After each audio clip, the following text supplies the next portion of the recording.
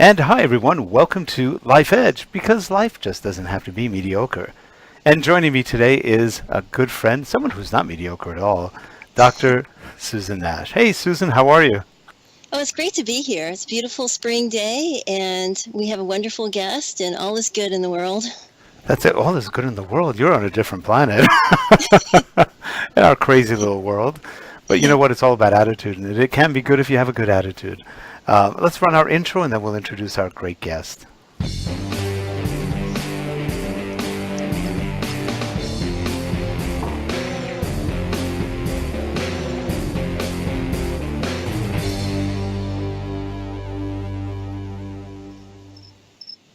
And we are back. Susan, we've got a great guest today. Would you like to introduce him?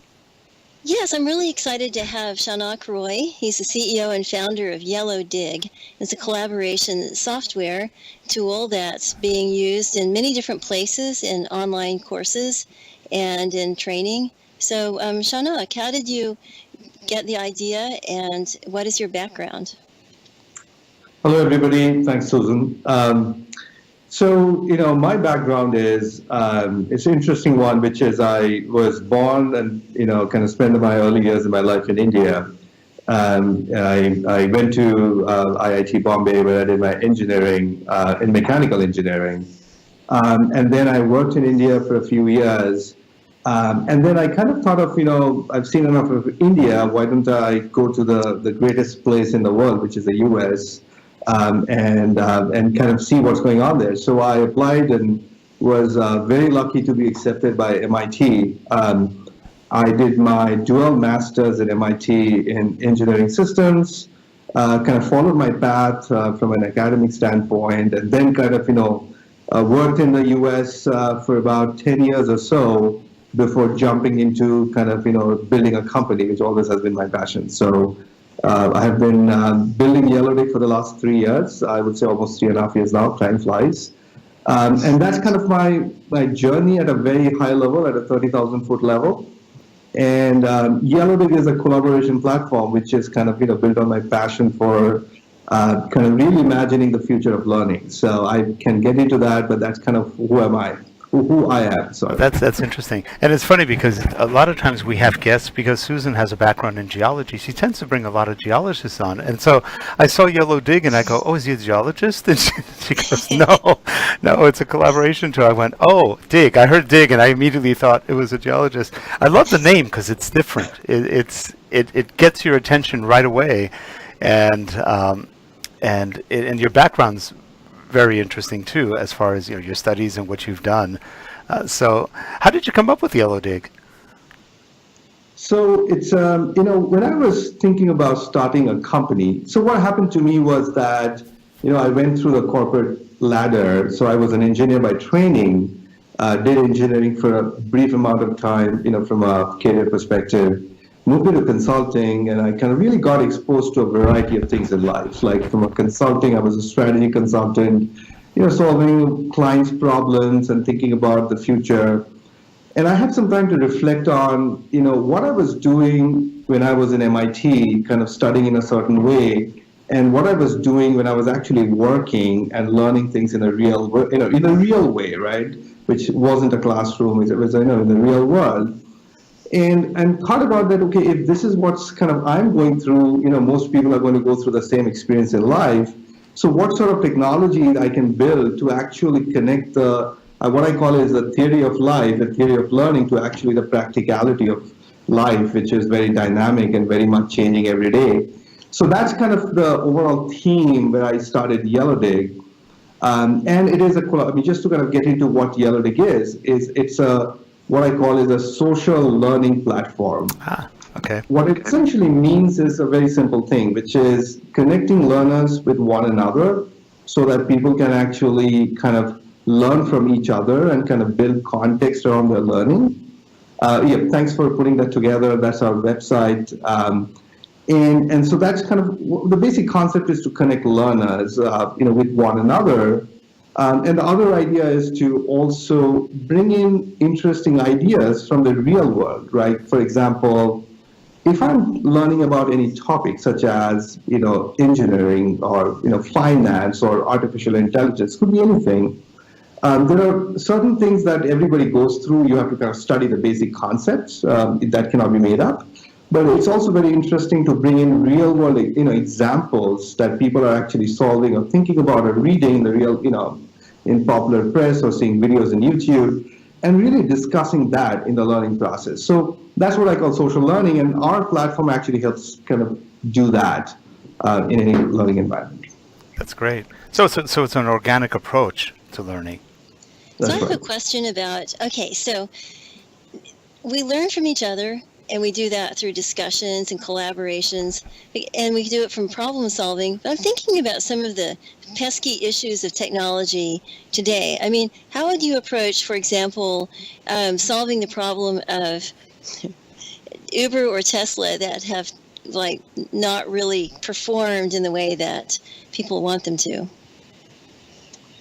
Well, that's a really a good real world example of what the world is. So, in my mind, if you take the example of Uber or Tesla, and you said that they're not probably performing the way that you imagine it to be, and the problem is not exactly in the technology, right? I mean, both these companies are building fabulous technology from for Tesla, really good technology in terms of, battery technology or self-driving technologies, or Uber, the really, good, kind of IT technologies. But the problem is, potentially the culture of some of these companies, or how they're actually, introducing those technologies in the real world. And solving these problems, or if you really want to study them, you almost have to take a systems approach, right? Which is, okay, so let's look at the technology first, then let's look at the market situation, let's look at the impact of the, on the consumer. And only way to do that is to kind of really think about, looking at the problem from a variety of angles. So, and that's a good example. And, when we are, in Yellowdig, for example, when you're discussing, somebody posts an article about Uber, what typically happens is somebody will say, hey, look at Uber, they came up with this new beautiful technology, but somebody else might jump in and say that, hey, have you looked into the impact on the environment or something like that? And that is something that, what we try to do, and that's something sometimes kind of gets missed out. If people are only viewing it from one dimension and not really bringing in multiple points of views. I don't know if that answers your question, Susan, but that's Definitely. kind of the Yeah. Yeah, and I like it. Yeah, go ahead, Rick. Oh, part of what you were saying is also very interesting, because you've got, like you said, the technology components, but you've got the organic people components, the market components, all the millions of things. And the bigger the organization, the more dynamics you've got in there. It's really hard to say, why did they not succeed, or why aren't they succeeding, or what problems they're facing. But you've also got the economy. You've got economical issues. How much money do people have to buy into some of these things? Uber has had, I think one of the problems Uber has had is they didn't vet their drivers well enough. So you've had problems with, for example, rapes and with stealing and with this and that. And so that's a problem with getting maybe the wrong people. And since they have thousands and thousands and thousands of drivers, you're going to get people that aren't the right ones. And with Tesla, it's not cheap yet. It's an expensive technology. It reaches, now mind you, we live in Southern California. I see a lot of Teslas out here.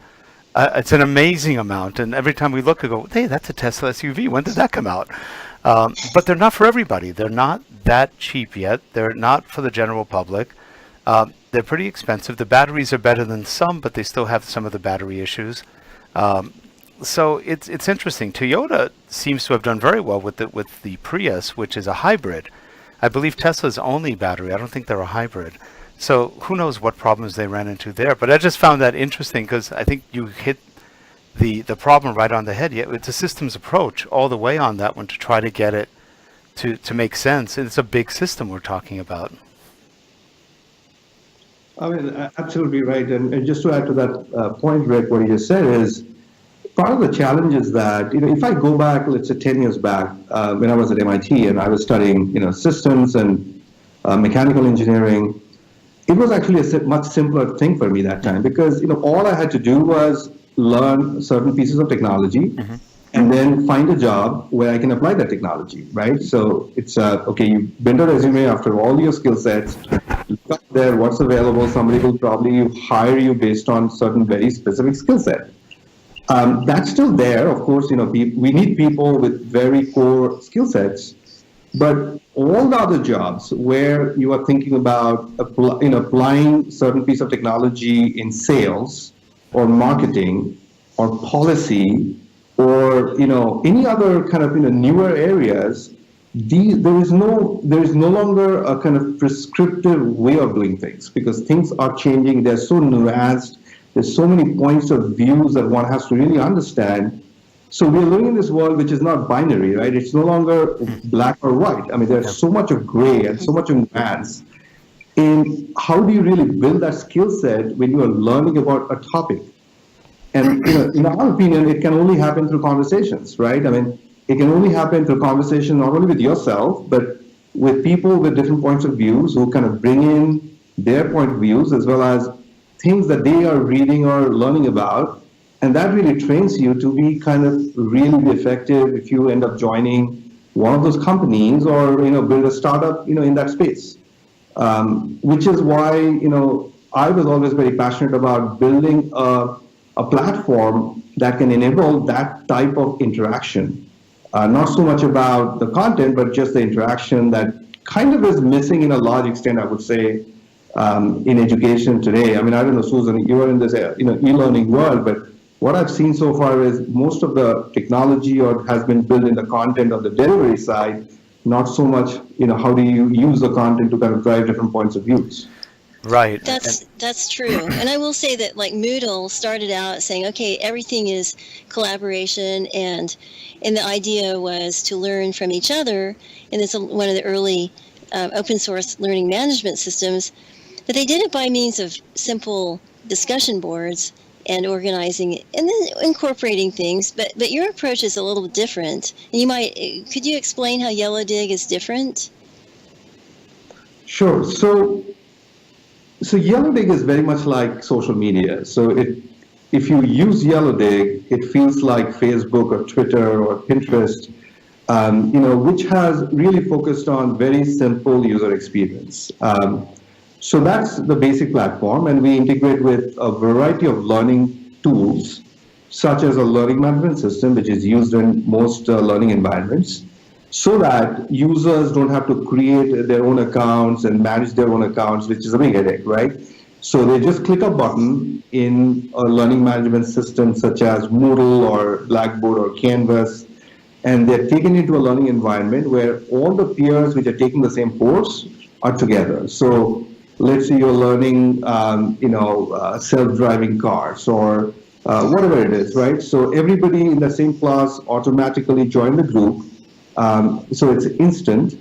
And right after that, what we do is that as opposed to the instructor kind of really driving the conversation, we try to kind of really build up an organic discussion forum. And the way we do that is through a point system, which is the instructor will define how people earn points, and essentially students will bring in an article. Let's say, they can post a Tesla article or they can talk about a technology which is relevant for that course matter, and they can interact with one another and earn points.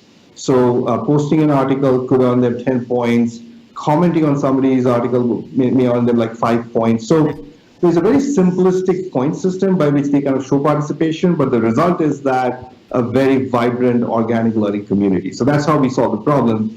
It's not designed very much like, it's very organic, unstructured. It's not very structured so that, everything is modular and, things are very restricted. We really like this kind of unstructured way of kind of building communities because you can have these, interaction that otherwise would not happen. So that's kind of where it really becomes interesting once you start Yellowdig, after a while. Now, you have a presentation you provided us with. Is this a good time to go over it? Absolutely, yeah. So okay. If you... Harold, do you want to put up one of the first slide? Here we go. Yes, so what you see here is what we call is a board. Essentially, if you see on the top, it says Design for the Future. This could be any course, essentially, or a learning community. It doesn't have to be a course. And the way you kind of join this community is through a learning environment, which is, let's say somebody's teaching a course in Canvas or Moodle or any of those platforms. They just simply integrate Yellowdig. It takes less than 5 minutes. You click on a button and you land here. So that's how you kind of join the board, or you get invited into this community. And what you see here is that, just an example. For example, Catherine, in this case, she brought in an article about the design trends, right? There's so many things happening in that world. And she wrote something about it. She actually used a hashtag to kind of, make it a little more fun and interesting and post it there.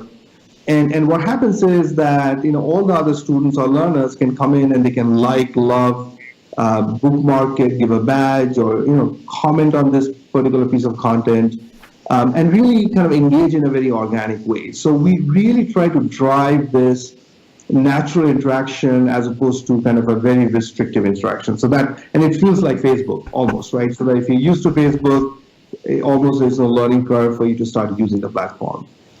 And on the right side, you see there are some things such as the pin, which is how you bring in a new piece of content. Then you have search, sorting the content in various ways. So kind of, really a variety of tools for you to really kind of, navigate through the, this big repository of content that you, end up creating as part of any learning environment. Then you also have the point system I was talking about, which is on the right side. These are, by the way, fully customizable. So you can go and define, like the instructor will typically define what are the rules of the game, how do you earn points, and the students will earn points based on that type of interaction. And everything is kind of written back into the grade book so that everything is automated here. Like one of the things that we really pride ourselves in is that everything is super simple. Everything is within one click. Setting up a course take less than 5 minutes. And once you set it up, you just kind of, really focus on the discussion as opposed to any kind of administrative work. If you move to the second slide, so this is an example how you can navigate through different learning communities or courses. Right at the top, if you see there is a drop down which kind of lists out all the different communities you are part of, where you have access to. So in this case, you can very simply kind of go back and forth. Like what happens in social media often is that everything is kind of mixed up, right? If you go to Facebook, everything is one feed. You don't know how to kind of navigate your feed. Some of the things may not be shown, and you keep on wondering, right? That what you're seeing is that based on what some algorithm that Facebook is running, or this is something that you want to see. In Yellowdig, we actually make it very much user-driven, so you can actually navigate to different communities and see things that you would like to see in a very clear way. So we don't run those algorithms for you to kind of make things complicated for the users. If you go to the next slide, this is the community. So what ends up happening is, if you are a part of a course, sometimes what happens is that people just don't know each other, right? I mean, if you're a part of a group of 30 people, if you sit together, you chit chat, you get to know each other. But if you're a part of a bigger forum, let's say 40, 50 people, often people just don't know each other. So what we do is that you can create a profile, and you can share your picture, you can add a bunch of things about yourself, your experiences, things that you've written, your favorite websites, and that becomes a profile, and then people can very easily access each other and see who they are. We just make it easier for people to kind of get to know each other more, and this is what it is. As you can see, the followers are there, the leaderboard, which is the people who are contributing the most, so it's kind of a gamification to drive higher engagement. Next slide. This is the kind of the point system that I was talking about. Essentially, the instructor, or whoever is the moderator for this forum, can define points that for different activities on the platform, such as when you pin or like share something, you earn 40 points. You earn 20 points if you write 40 words. So just sharing a link is not good enough. You actually have to explain yourself. Writing a comment can earn you a point. If you get upvoted by your peers, that it's an indication of quality, that people actually like what you're sharing. You get points for that. And all of that, the instructor defines, and it kind of depends on what type of a course that you're running, right? If it's a writing course, then there should be a lot of incentives on the number of words, right? You may have to write 100 words to qualify. But if it's just like a course where you're just sharing content, the number of words may not matter. So the instructor can completely define this, what makes kind of more sense. And then you can also define things like weekly maximum so that you don't try to get all your points in the first week. We can moderate a lot of these things the platform here. Next slide. This is just another kind of example of the feed. You can see the topics on the right side. If you look at, there are trending topics, and under that you have trending tags. These are ways to kind of give the content in different kind of folders almost, right? So that if you are talking about a course, there are multiple topics that you can define, and then kind of organize the content in those topical areas so that you can search the content by those topics. So that the whole idea here is that it's a very organic discussion community, but it also has some structures in place so that it's easier for you to find content. Moving on, next slide. These are some of the analytics that we provide. So you can imagine as the users are creating content, interacting with one another, and kind of organizing content in various topics, the question comes is that who is most engaged and what topics are being discussed the most. So this particular one you're looking at is a kind of a distribution of engagement level across different topics in that particular course. So it's a quick way for you to see that what type of topics are getting traction in a very organic way and what kind of topics are not getting traction probably. Maybe needs a little more or better quality content. So this is kind of feedback to the instructors so that they can better design the course or drive the discussion in certain ways. Next slide. This is actually an overlay in the same app for real-time interaction. So just like Facebook, you have things that you share in your feed, everybody sees that, but then you may have questions, right? Or you may want to discuss one-on-one. So let's say you like somebody's post and comment, now you don't want to share that in the with the whole class, but you just want to have a private conversation. So we have built this same interface within the platform so that can also happen. So it's just yet another way to drive interaction within the same platform. Next slide. Oh, okay, here we go. So that's a quick overview of Yellowdig. It's used by just to kind of get you a sense, we are working with about 40 universities right now across the US. We have about 150,000 students who are using the platform from a variety of courses, from in-campus, in residential courses to online courses, right from undergrad to postgrad to, kind of professional education. So that's where we are, and we are kind of adding more feature sets into the platform. We work very closely with our university partners and our corporate partners who give us feedback, and we kind of work very closely with them to kind of really make sure that it works within their environment. Have you thought of expanding this also to the corporate world? Yes, a very good question. I had a good conversation with Susan about it. What's happening for us right now is a lot of these universities that we work, they're actually offering courses to companies.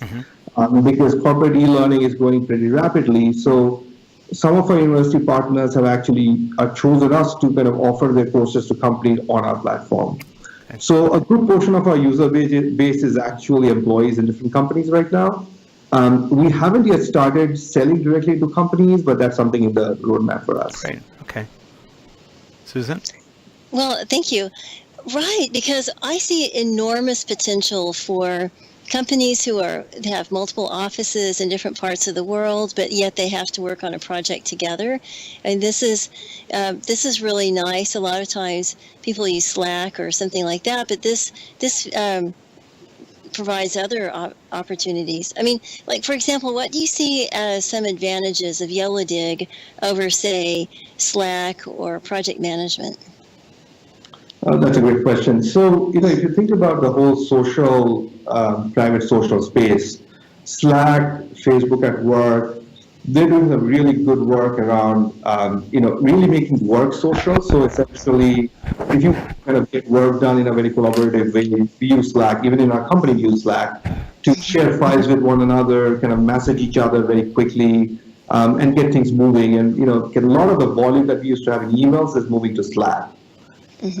But Slack is not necessarily a platform which is a curation platform. Like, let's say you want to say that I am really interested in self-driving cars and I want to create a community of learners. Slack is not designed for that in a certain way, which is, the content is not very easy to find. It's not searchable that easily. The communities are not well defined, so it's very much like messaging oriented, but our design is very much building around communities. Integration with learning tools such as various learning management systems, and all the regulations around it, like FARPA regulations. We are FARPA compliant, we are ADA compliant. There are a lot of compliance things that we have to make sure that we are to be a player in the education space. So we have designed the whole platform around building learning communities, where Slack is more about messaging and kind of getting work done. So that's a functionality difference. The other is the data side of things. As you can imagine, in the learning area, the data becomes very valuable over time, because you can do a lot of predictive modeling with that data in terms of engagement levels or topics that people are really interested in or not interested in, how people are influencing each other to learn from each other. That data, we actually have open APIs to pull that data out, and we work with a variety of companies as well as universities to kind of analyze the data to understand how does social learning help in the learning process. But if you think about Slack or any other those tools, they are not really focused on that. I mean, even like pulling data out of Slack is not that easy, because that's not their core focus, right? Companies are not so much focused on, they just want to make sure the data is private. But for us, we kind of go through the hoops to make sure that the data remains private within the institution, but also available to analyze in certain ways to really understand the impact of learning. So Shaunak, wouldn't you call this sort of a social knowledge management system of sorts? That's a good term for that, yeah. I love that. Yeah, Good term, yes. I'm looking at it going, that's kind of a social knowledge. Yeah, it kind of makes sense, because it's more than just social learning management. It's kind of the knowledge, because you can create, it's almost like a more fluid wiki, if you will, of what's going on in certain areas and things like that. That's what I'm seeing it going. That could be pretty cool for a lot of reasons. How about social knowledge integration management, SKIM? Skim. Yep. And that sounds pretty serious though, right? Yeah. We like that. Well, it's time for your question. It's time for your question, Susan. Okay. So, Shaunak, we have the question we always ask, and that is, what is it in life that has given you an edge in life? Okay. Susan, that's something, I think about. So for me personally, what I feel is that, I would say that, I grew up in a very different environment, right? I grew up in India, I studied in India, and then I came to the US, went through life, and then finally started a company. And if I look back, why I was able to do the things that I have been able to do, part of it is, I would say, kind of having a childhood which is not that simple, which is, I have two daughters, right? I see them and they have a very easy childhood, which is very structured. And I've gone through a lot of different environments in my life. So, and now as an entrepreneur, I mean, every day I'm dealing with new things, right? It could be a product innovation, it could be a customer opportunity, it could be a new market opportunity. And we are kind of discovering and finding and kind of switching context all the time. And I find myself very, very kind of, it comes to me naturally. I don't get anxious or stressed out, which is a problem sometimes. Being an entrepreneur, as you know, the anxiety levels are pretty high. And for me, is that I would say that kind of childhood and the life of kind of switching context all the time. I grew up in India, came to the US, did a whole bunch of things, studied and went to college. I think it has trained me to be that resilient, I would say today, to kind of be able to survive in a variety of environments, which is kind of the the most important thing as an entrepreneur, which is to survive. And I would also encourage, I mean, frankly, I've seen a lot of, kids who are kind of growing up or going to school in a very predictable environment. I always feel that it's such an important thing to kind of switch context and do something completely different, maybe in a different country or a different geography and kind of different things, unrelated to what they have done in the past, just to kind of build that resilience in life. So that, we live in an increasingly dynamic environment, which I kind of enjoy myself right now, but it's not natural to enjoy for a lot of people unless they have that training to kind of be in that point, to be able to kind of handle that. So I would say that's my biggest edge right now. I like it. Yep. And with that, we're going to finalize this show. Shaunak, it was a real pleasure meeting you and getting to learn more about Yellowdig and just seeing what you're doing with it. I can see some real potential in everything you're doing. And how can people get a hold of you if they want to find out more? Awesome. So, hi, if you want to get a hold of me, you just go to yellowdig.com, www.yellowdig.com, and you should be able to find a way to contact me there, or I'm available in LinkedIn, Twitter. Simply search my name in Google. You'll find all those social things and send me a message. I love to connect with people who are passionate about the kind of things I'm working on. So if you have any ideas, and I look forward to hearing from you. That sounds great. Well, for all you guys watching, thank you very much. And please subscribe to the channel and let us know what you think. Give us feedback. Harold, were there any questions at all on this particular show?